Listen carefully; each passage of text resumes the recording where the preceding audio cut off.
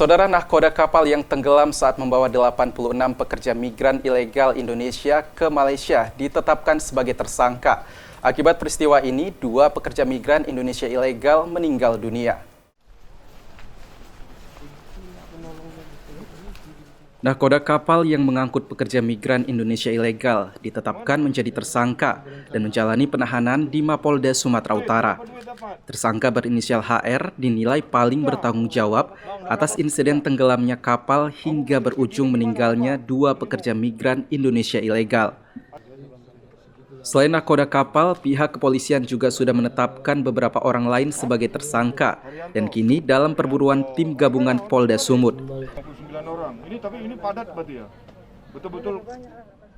Terdapat setidaknya 6 orang yang telah berstatus sebagai tersangka yang memiliki peran berbeda-beda.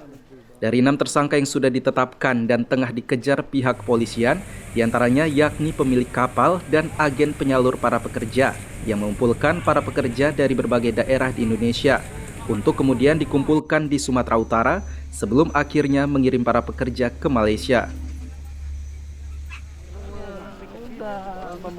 Wakil Direktur Reserse Kriminal Umum Polda Sumatera Utara AKBP Alamsyah Hasibuan menyebut tersangka diketahui sudah 2 kali membawa pekerja migran Indonesia ilegal ke Malaysia dengan upah lebih dari 5 juta rupiah. Para pekerja migran Indonesia ilegal juga diketahui memberikan sejumlah uang ke agen penyalur sebagai syarat dikirimkan ke Malaysia. Pihak kepolisian menghimbau kepada calon pekerja migran Indonesia agar tidak tergiur dengan janji agen penyalur dan mengikuti ketentuan yang ada jika ingin bekerja ke luar negeri. Betul-betul penuh ya. Satu yang sudah kita tahan, ya, yang selanjutnya kita lakukan masih dalam proses pengejaran.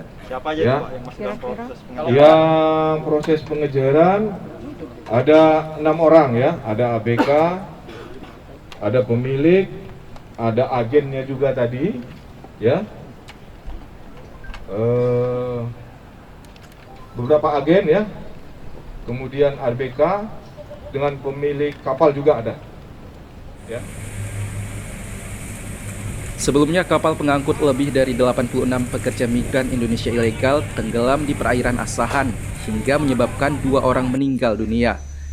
Sedangkan puluhan lainnya berhasil selamat setelah diselamatkan perahu nelayan yang berada di sekitar lokasi tenggelamnya kapal.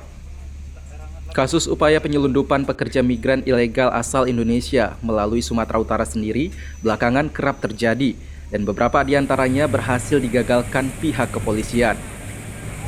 Ferry Irawan, Kompas TV, Medan, Sumatera Utara.